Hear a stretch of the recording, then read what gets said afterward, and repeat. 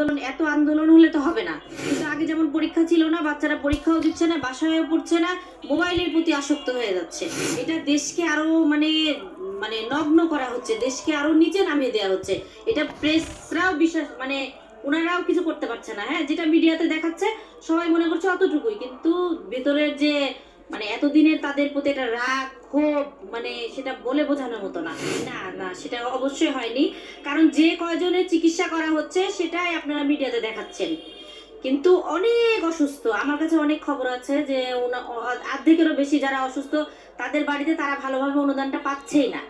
আপনার হাতে যখন দেয়া হচ্ছে তখন আপনি আরেকজনের মাধ্যমে টাকাটা আপনি খেয়ে নিচ্ছেন। মুক্তিযোদ্ধা কোঠা, তাহলে কোঠা নিয়ে এত আন্দোলন হওয়ার পরে আবারও কোঠায় যদি অ্যাপ্লাই হয় তাহলে তার কিছু হলো না। যেমন লটারি সিস্টেমে যা ভাগ্যে উঠছে সে উঠছে, এটাতেও কিন্তু মেধার কোনো যাচাই হচ্ছে না। কোঠা বলতে বাংলাদেশে কোনো কথাই থাকবে না। আবু সাইদের মতো মানুষ, তার বাড়ির লোক জানে যে সে মারা গেছে, তার কেমন লাগছে। হ্যাঁ, এখন ছাত্ররা যেভাবে চালাচ্ছে ছাত্ররা ভালোভাবে চালাতে পারছে না। এটা আমরা বললে আমরা ভয়ে হয়তো বলছি না, কিন্তু ছাত্ররাও পারেনি। বিএসএফ এর যখন ওখানে মানে দাঁড়ানোর সাথে সাথে ওখান থেকে গুলি করা হচ্ছে, ওনারা মানছেই না। আর এখন যেহেতু আপনারা প্রেসে মানে নানান ধরনের খবর দেখাচ্ছেন, আপনারাও ক্লিয়ার দেখাচ্ছেন না। হ্যাঁ, তখন ওই খবরের ভিত্তিতে ওনারা আমাদের উপর আরো মানে রাগান্বিত। ওনারাও কিন্তু আমাদের উপরে মানে ফিডব্যাকটা ভালো না।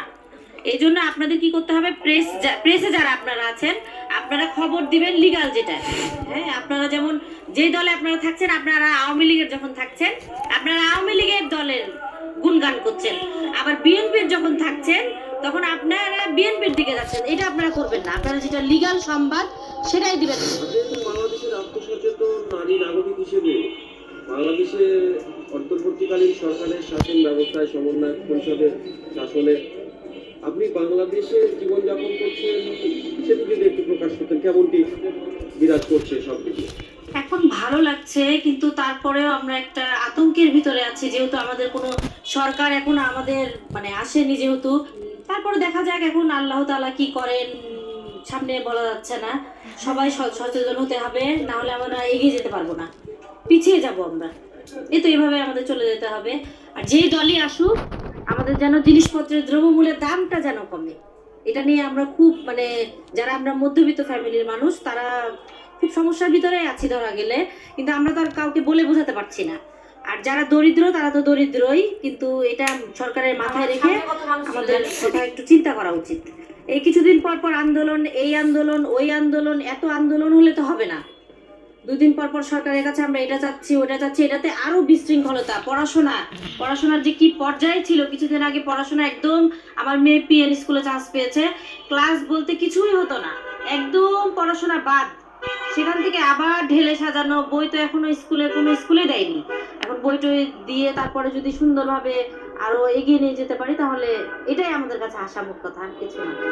বই এখন পর্যন্ত যেহেতু দেয়া হয়নি, তাহলে এখন বলা যাচ্ছে না যে বইয়ের ভেতরে আসলে কি আছে আমাদের। হ্যাঁ, এখনো মানে করতে পারছি না। কিন্তু আগে যেমন পরীক্ষা ছিল না, বাচ্চারা পরীক্ষাও দিচ্ছে না, বাসায়ও পড়ছে না, মোবাইলের প্রতি আসক্ত হয়ে যাচ্ছে। তো সেই জিনিসটা ওভারকাম করে এখন দেখা যাক কি হয় সামনের দিকে। কিন্তু যেই সরকারি আসুক আমার আশা থাকবে তিনি যেন সামনে আরো মানে চেষ্টা করেন আমাদের বাচ্চাদের কথা চিন্তা করার। আর দ্রব্যমূল্য না, এটা অত্যন্ত খারাপ। আমরা যেমন ইন্ডিয়ার ভিসা দেয়া হচ্ছে না, হ্যাঁ, আমরা যখন বাইরে যেতে যাচ্ছি আমরা অসুস্থতার কারণেই যেতে যাচ্ছি। হ্যাঁ, তো এটাতে কিন্তু ওদেরও লস হচ্ছে আমাদেরও, কিন্তু এটা তো কেউ ভাবছে না। এটা দেশকে আরো মানে মানে নগ্ন করা হচ্ছে, দেশকে আরো নিচে নামিয়ে দেওয়া হচ্ছে। এটা প্রেসরাও বিশ্বাস মানে ওনারাও কিছু করতে পারছে না। হ্যাঁ, যেটা মিডিয়াতে দেখাচ্ছে সবাই মনে করছে অতটুকুই, কিন্তু ভেতরের যে মানে এতদিনের তাদের প্রতি একটা রাগ ক্ষোভ, মানে সেটা বলে বোঝানোর মতো না। এটা আপনি যে দলই আসবে সেই দলই মানে তার তার দলকে নিয়েই করবে। এটা মানে আমাদের কথা যেন, আমাদের সাধারণ মানুষের খুব সমস্যা হয়ে গেছে এই বিষয়গুলো নিয়ে। তাই আমি আশা করব যে যেই দলই এবার আসুক সে যেন আমাদেরকে এবার মানে একটা ভালো জায়গাতে পৌঁছায়। না না, সেটা অবশ্যই হয়নি।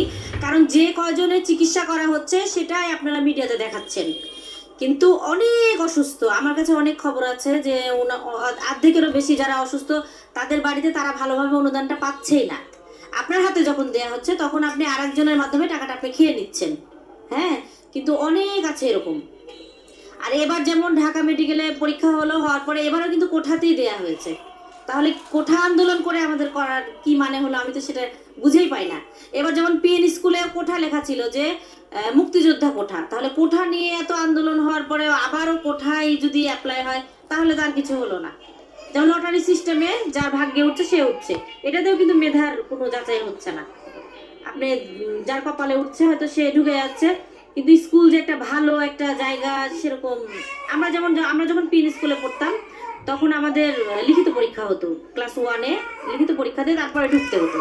আবার এবার মেডিকেলেও তাই করেছে, যে 77 পেয়েছে তাকে আপনার ওই মুক্তিযোদ্ধার কোঠা দিয়ে তারপরে ঢুকানো হয়েছে। তাহলে এটা কি ঠিক? তেমনই আছে।